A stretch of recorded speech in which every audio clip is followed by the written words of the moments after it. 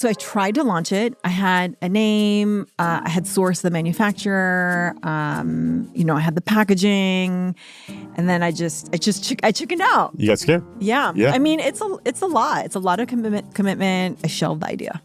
It took years for Ju Rhyu to work up the courage to launch Hero Cosmetics and its signature acne-fighting product, the Mighty Patch.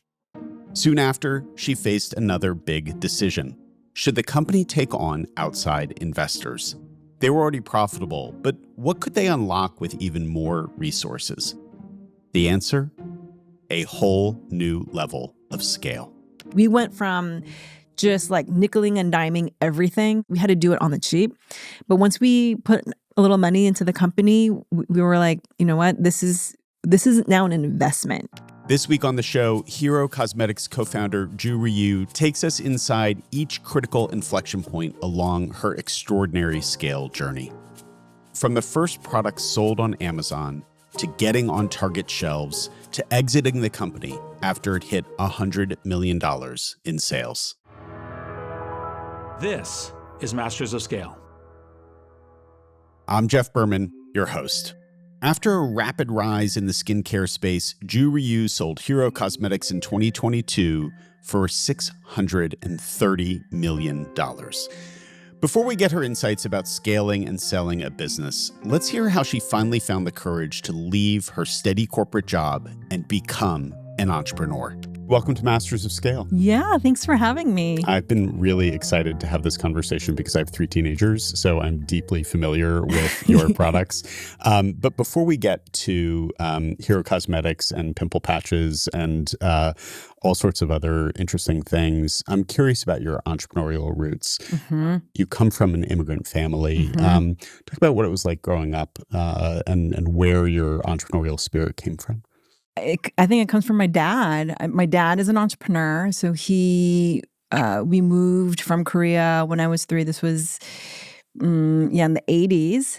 And he actually moved to Seattle as an expat. So he was working for a big Korean company. And then he moved the family to Seattle as an expat. And then just sort of saw the writing on the wall for himself as a kind of salaryman, I guess, at this big Korean company. And then he decided to leave and start his own business. So he's in the logging industry. He's a log broker.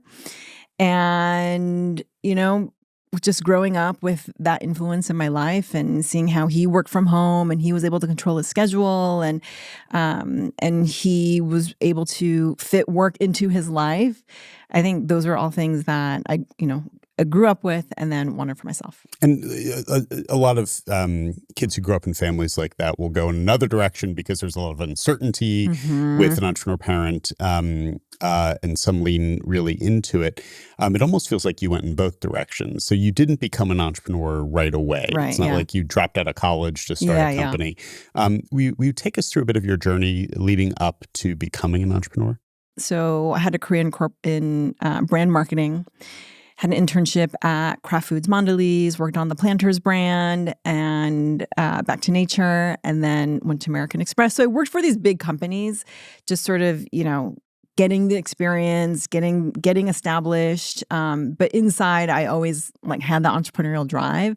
So a lot of times, these big companies, I would just get frustrated because they would move slow, or I had all these ideas that just I couldn't get anywhere. And so the drive was always there, even though, I had more of a classic corporate career. Did you think about could I become an entrepreneur? Could I work at one of these big companies? And what? Yeah, that's what I called myself. I called myself an entrepreneur because at Kraft Foods, for example, I loved working on the Back to Nature brand. It was smaller. It was maybe a $30 million business. It was a lot more entrepreneurial. I loved new product innovation. I loved ideating and finding the white space and really learning about consumer needs so that we could meet them with new products. So that was really fun, and just being part of that whole journey, I really enjoyed. So I always gravitated towards new businesses, new products, the new thing, sort of. So many big companies struggle with innovation, right? Whether it's because they're disrupting their own business or they're just, you have to do 47 turns of a budget deck before anyone will be willing to approve your budget. What did you learn about what what works in moving innovation forward in big companies while you were working at places like Kraft Dynamics? You know what? It takes a lot of support from the top, actually. Mm. And I mean, I'm sure we'll get to this, but so my company, Hero Cosmetics, we got acquired by a company called Church and Dwight, and they are a big company, not unlike the Procter and Gamble's or the Unilevers of the world. But I've seen them move really fast. Mm. And so I've seen them move really fast, especially with our international expansion. But that, I think the reason why they were able to move so fast is it was a priority at the top. So it was sort of, all hands on deck. This is the number one priority. We have to get this into, 50 countries in 2 years or whatever. That's when I think ideas really got pushed through. And so it really does have to be embraced, I think, at high levels. Yeah, I mean, it's sort of a trope, but for a reason that you get what you measure and you get what you incentivize. Okay, so let's go back. So you go from Kraft, you're at Amex. I think you then went back to Korea. I went to Korea, yeah. What led you back to Korea? So I worked as an expat at Samsung. Samsung in Korea, I mean, I think we all know it as an electronics company, but in Korea, they have many, many different branches of this ginormous conglomerate. So I worked for the financial services arm. It was a big move. I had never spent a lot of time. I mean, the most amount of time I spent in Korea was probably like a month every summer. And so, I mean, it was not without risk. The big question actually was, if I go, how do I come back? Or, would I be stuck there forever? I don't really know. Just because your relationships and your and is that experience going to be desirable for American companies? And it's hard to interview when you're not living in the country. And so, I mean, I had a big pros and cons list and sort of, weighted all the factors and stuff. And at the end of the day, it was sort of like, why not? Why not? I was pretty confident that it would give me good experience, and I could somehow figure out if I wanted to come back, a way to come back. And so, so I took the risk. What did you learn in Korea? Oh gosh, I learned a lot about corporate culture there, just societal culture. I learned a lot about myself too. So I'm Korean American. I moved to the U.S. when I was 3, but when I'm in Korea, I feel so American. I really the cultural gap is really big. How does that show up? I mean, it's even in communication. I have an accent. I have an American accent when I speak Korean. It's just. I think American society and American culture is a lot more about the individual. And in Korea, it's more about the family unit or the community. You're, part of a bigger community that you need to worry about. I think the role of women is different too. So I think in the U.S., I mean, it's changing in Korea, but I think traditional roles for women in Korea tend to be a lot more common still. So yeah, there are, a lot of big differences. Gotcha. And so you're at Samsung again. You're sort of on this trajectory with these bigger companies. Is there an aha moment? Is there an epiphany where you say, I'm now at a place where I really want to go do my own thing? What happens that leads you to launch Hero? I actually tried to launch it before. So I lived in Korea from 2012 to 2014. And maybe after 6 to 8 months of living there, I did notice the acne patches back then. So people were wearing them in public, to the office, and you go out to a cafe and you just see them on people. And this is a good moment just to explain what the acne patches are for our audience who don't know. So the acne patch is it's a patch made out of something called hydrocolloid. Hydrocolloid is technically a wound dressing. And so the way that it works is, it creates more of a moist environment, because when the skin is dry, it doesn't heal as well. It has to be it should have a moist environment for it to heal better. The other thing is the hydrocolloid, it pulls moisture out. The hydrocolloid, this wound dressing, you could actually apply it to a pimple, And when you do, it absorbs out the inflammatory pus and it creates that sort of seal over, so you're not like touching and picking. And it just really became popularized in Korea. Yeah. And so, I mean, I'm old enough to remember when we hit our acne, we didn't want people to see our acne. It wasn't part of it. But what you were seeing is effectively these little Band-Aids, right? With an acne solution on them. And it's almost becomes fashion. Is that what you were seeing? Or in Korea, I did not see that, but there are brands here in the US that have made it a fashion statement. So, brands like Starface or others where, and here in LA, I see it all over, just, young people wearing the little yellow stars on their faces. So, I mean, it's interesting how the conversation has really changed over the years. And so what you were seeing in Korea back in 2012, 2014 range was, oh, here's an acne solution. It's not yet fashion. It's not yet a style thing, but people are not embarrassed to have something on their face covering up acne and curing it. Yes. And that was where sort of the coin dropped for you that there's an opportunity here. Well, I used it myself. And I mean, that was my like transformative moment where like when I peeled the patch off and it just got all that gunk from my pimple literally was flattened overnight and it just worked better than anything I had used before. And I kept asking myself like, why is this not available in the US?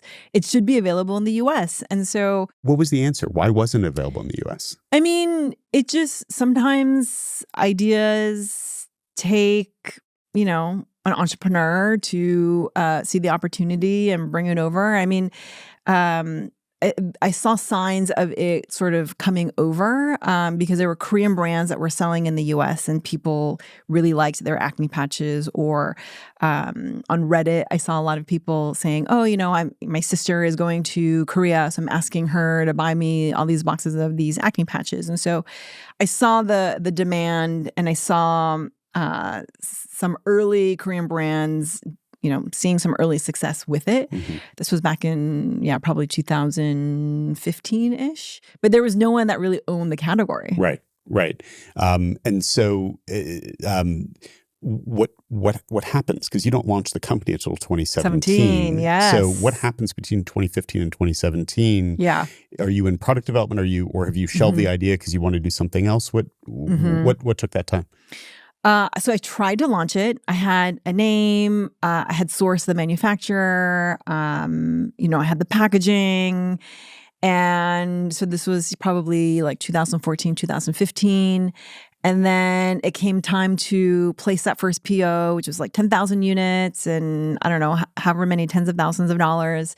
And then I chickened out. You got scared? Yeah. I mean, it's a lot. It's a lot of commitment. I was by myself. And I remember I had some coworkers and friends in Korea at the time, and I kept talking it up to them, like, oh, we could do this, and I really think this is a big opportunity. And I don't know, I just couldn't really get anyone else sort of on board. And then I moved back to the US, and I shelved the idea. What happens where you're able to restart the entrepreneurial process and launch Hero? For me, it was finding co-founders. And, there are a lot of solo founders out there, and I respect them a lot because having been through the whole process, it can be a very lonely, difficult journey. Yeah. And I realized, I think for me, I'd rather have co-founders because it's actually more fun. And I mean, especially the first time, like you don't know what you're doing. And it's nice to have other people to talk to and bounce ideas off of. So really, I mean, the idea was still there. I had shelved it, let's say 2015, 2 years passed, 2017. And so one of my co-founders, we have dinner and I tell him like, oh my gosh, like someone needs to do this. I think it's such a great idea. He was like, I'll do it with you. And he was a friend from before. How did you know him? So he was a colleague, turned into a friend. So him and his brother, his brother is also a co-founder. It was the three of us. They had a digital agency, and that digital agency I had hired. And so I was their client. An ad agency. They were a digital agency where they did ads, they built Shopify websites, they built apps, anything digital they really did. So I was their client, and in that capacity, we had experience working together. And then we became friends, and they had been running this agency for like 7 years, and I think they were also ready for a different project or a new challenge. And then so Dwight, who I had dinner with, he was really interested in the Amazon marketplace and being an Amazon seller, and I had this idea and I thought it would be really great on Amazon. And so that's kind of what kicked it off. And so it's a big decision to start a company with one person, much less two people who happen to be related to each other. How did you, was it just instinct? How did you get to a point of saying, great, this is the right partnership. This is what I want to do. These are the people with whom I want to do it. This is where I feel very lucky because I did not consider any of that, but it ended up working out. And I mean, I know there are a lot of like founder divorces. I've seen them and they're very difficult. They can be super messy. Yeah. And I mean, thank God we never went through that. But in hindsight, actually, the reasons why it worked out, I actually think if you have a co-founding team of 3, it's actually great because I remember someone told me like, oh, 3 is one too many. But I think it's great because if there's always a tiebreaker.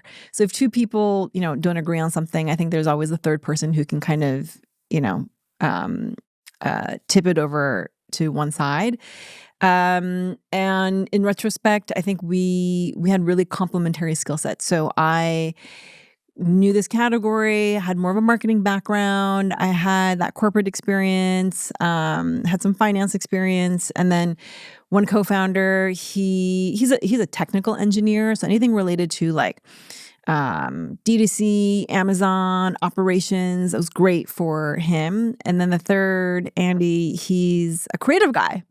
So anything sort of like design, packaging, like all that was his responsibility. We didn't always agree, but I think we always had a willingness to like talk things out. And then there was always a tiebreaker to kind of help make the decision. And so the 3 of you decide you're going to do this together. What's the vision for the company? We didn't, in the beginning, we did not have like grand visions of like, oh my gosh, we're going to build this like huge company and it's going to be, this big and we're going to conquer the world. We were very practical. It was, there's this product out there. It does really well in Korea. There's early demand in the US.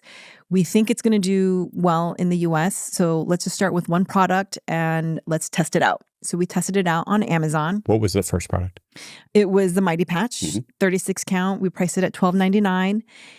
It's still the OG, like the classic, the original. And we put it on Amazon. We were like, let's see what happens. And really, I mean, it took off and then what does taking off look like at that time? So one of the things that we did that I tell people to do, and I would do again, is you have to define what is success. So, we came out with like different scenarios. We said, what is, you hit it out of the ballpark and it's a home run. What is that? Is it $1 million in a year? Is it more? Like, does it mean, do you have to be profitable? And what is failing? So, when do you say, okay, this is not working out? We had a thesis, but it's not turning out as we thought. And then what's sort of like the middle ground? And when you're in that middle ground, then what do you do? Because it's not a home run, but you're not really failing. And so, what do you decide to do? I think I can't remember the exact like metrics, but I think success for us was something like $500,000 in the first year, and we're making money. That would be like success. And then failing was, this is just going to take way too much more money. We're doing maybe like, I don't know, $100,000 and unprofitable, and it's just going to be a slog. And that middle point was probably like somewhere in the middle. Like, let's say it's like 250 and you break even. And I think what we decided was we're just going to fold. So basically for us, it was like, it's going to be the home run or we're going to move on to other things. So the idea was, test, put it out there and kind of fail fast. Yep. And so I don't think any of us wanted to be like 10 years in, it's a grind. We're not really getting anywhere. We just didn't we wanted to avoid that situation. Did you quit your job to go do this full time, or was this a side hustle first? It was a side hustle first. Okay. Yeah. So so to get that first order, you find your manufacturing, you source your materials, you figure out how to get it to the US and get it to Amazon so they can ship it for you. How much did it cost? How much did you have to raise? Did you self-fund? We self-funded. And how much did you put into the business among the three of you at that point? So I think it was 50,000 initially. So that's what got us up and running. But then we were growing really fast. So we had to make loans to the company just for cash flow. But we bootstrapped for the first 3 years. As you're watching the sales climb there, what's working for you? How are people finding the product? Like, you don't have a big marketing budget. No. So how are people discovering the product? What were you doing to get it out there? We did earned media, really. We seeded a lot of micro-influencers, asked them to post, asked them to talk about it. Just send them free product and saying— Just gifting as much as possible. And then where we saw a lot of success also was with press. And I just remember seeing our sales skyrocket. So I was like, there's something to this. And so initially we seeded a lot of those more commerce-oriented publications. So BuzzFeed had a lot of like the 50 top products you need to buy today. Or I think the New York Times Wirecutter is also a good example, that are more, they'll do like deep dive product reviews, or they'll do like the listicles and be like, 10 new products out this month. And they always link to your commerce website. And so, we did that for a good chunk of time because we saw the results. Okay, so Ju, you're on this 3-year initial part of the journey where the business is growing. You and your co-founders are making loans to the business to be able to stay ahead with your purchase orders and what have you. At what point did you say, gosh, we really need more capital and we should take on an outside investor? We were a profitable business starting in year 1, and it was always a question like, do we raise money? Should we raise money? Do we do it now? And then we seriously started to think about it. That was in year 3, so that was in 2020. Great year to be. Oh yeah. Well, our term sheets were due the week in March when the lockdown started. Wow. So that was a disaster. The raise didn't happen. But fortunately, we didn't need the money. Right. So we were okay. But well, why had you decided that was the time, setting COVID aside and what the craziness that happened that year? What as a profitable company that's growing, why did you say now's the time to raise capital? It was more about needing the strategic guidance. So we were kind of on this rocket ship, trajectory, and we, we're first time entrepreneurs in this category. And so we're like, we don't know what we're doing. We should get some smart money around us so they can help guide us and make sure that we have a successful outcome.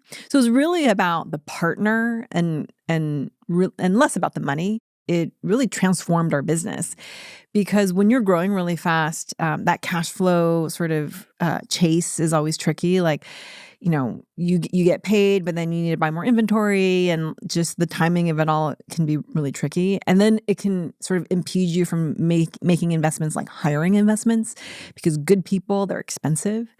And so, when we put the money into the company, I remember our mind shift changed because we went from just like nickeling and diming everything to like photo shoots and like everything. We had to do it on the cheap.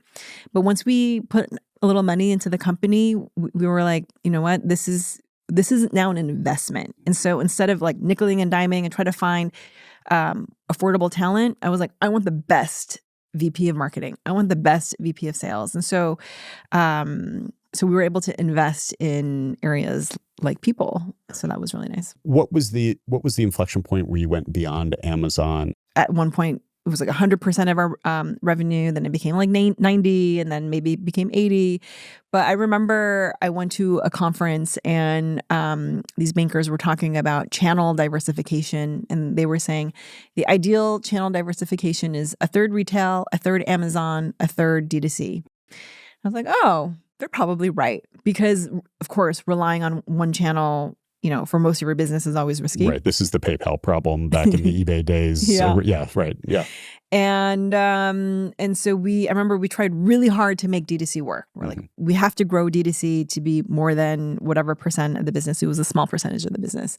And then we have to get into retail. Like those are going to be the 3 pillars of this business. So early on, yeah, we tried to diversify and got into Target. We were exclusive at Target, grew very deeply with them. Were you exclusive to Target with the exception of Amazon because you're already selling there? Or would you? Okay. So, yes. So for retail, you're exclusive to Target. Correct. Okay.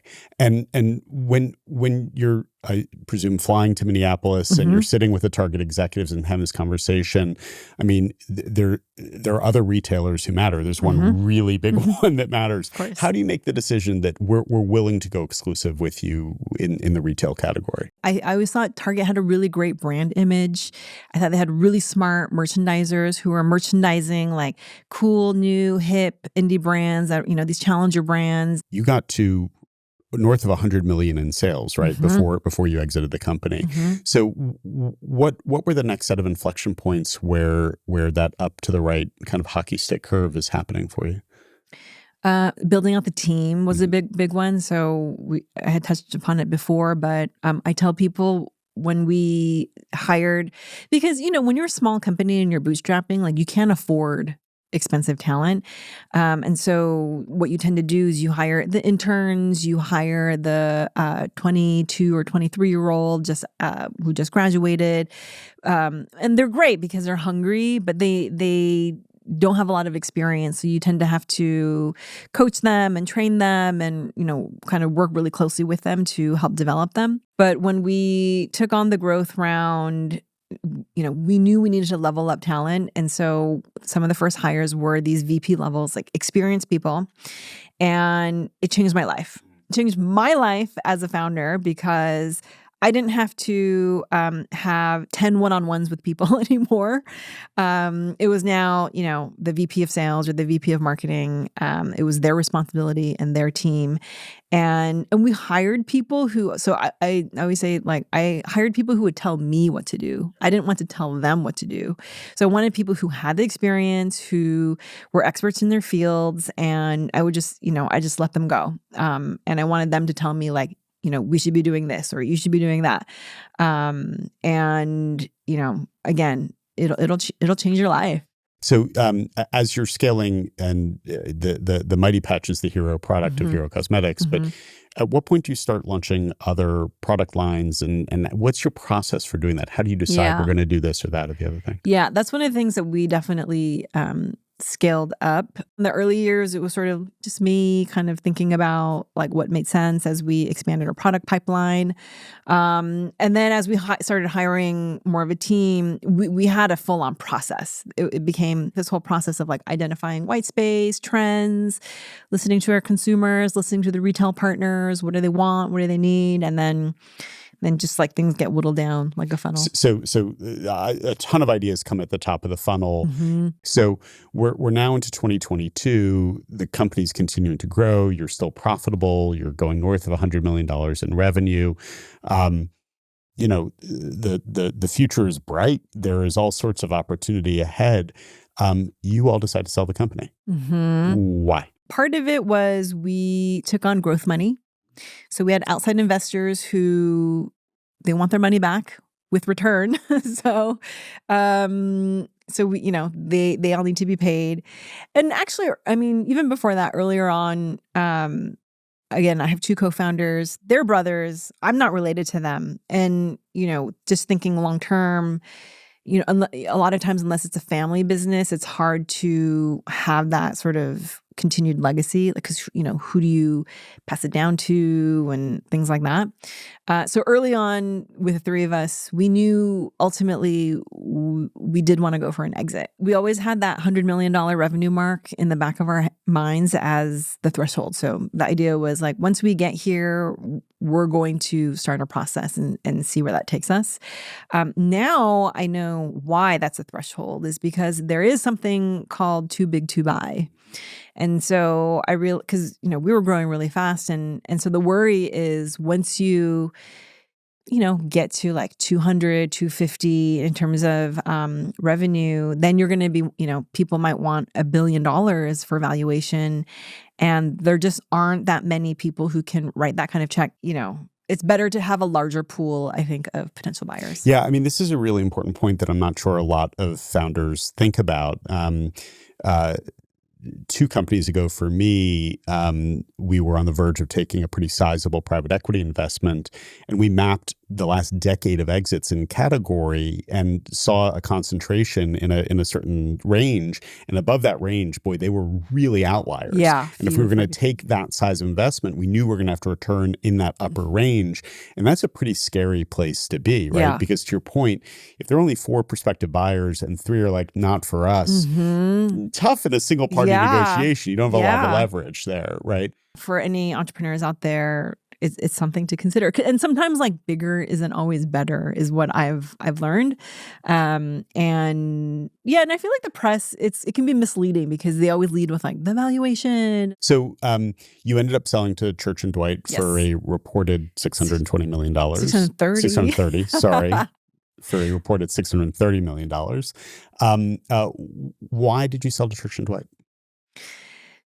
Okay, so it's always kind of, you're talking to all sorts of people, trying to find the best fit. And it's like all the puzzle pieces have to come together. And so Church & Dwight was the buyer where everything came together. I think we were happy with the valuation. We were really happy with their culture and their team. I mean, this is a company where people stay like decades.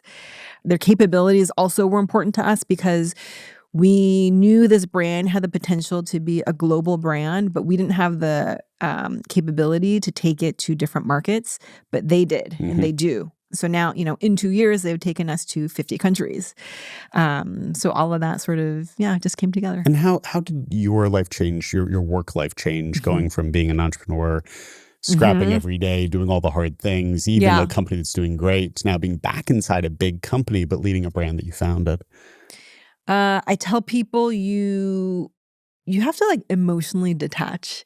So, because I've heard there's founder depression.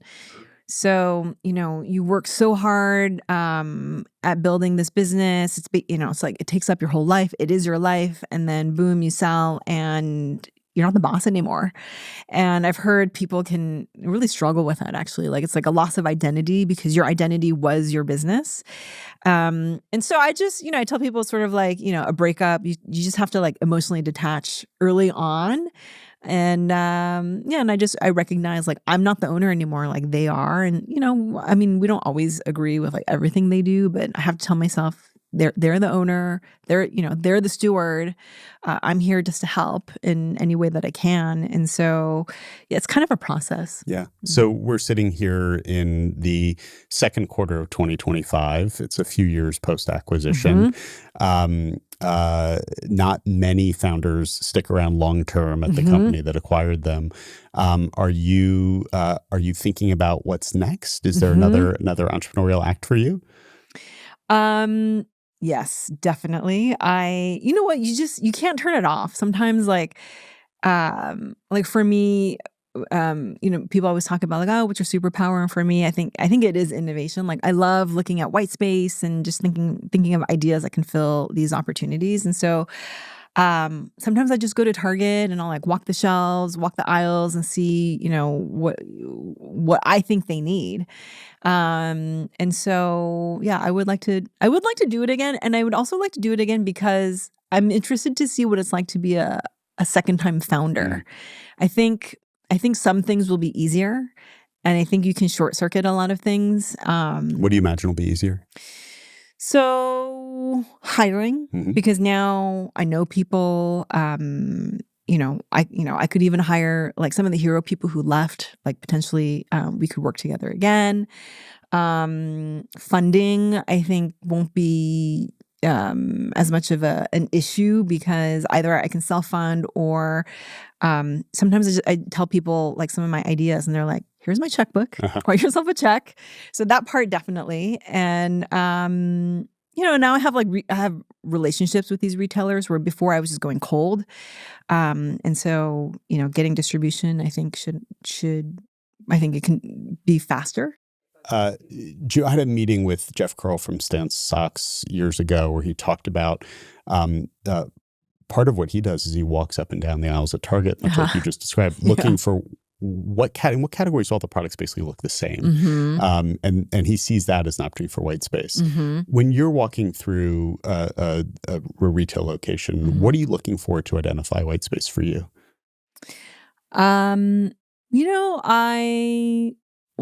Obviously I walk mostly the beauty section. I look at a lot of packaging, because your packaging is your billboard in retail. And so I'll look at the dermatological section, and I'll take photos too. What do they look like? What are the colors that they're using? What's going to stand out? What are the claims that they're making on pack? I study the pricing and all that. And and every time they do like a shelf reset, I always like to go to see what's new.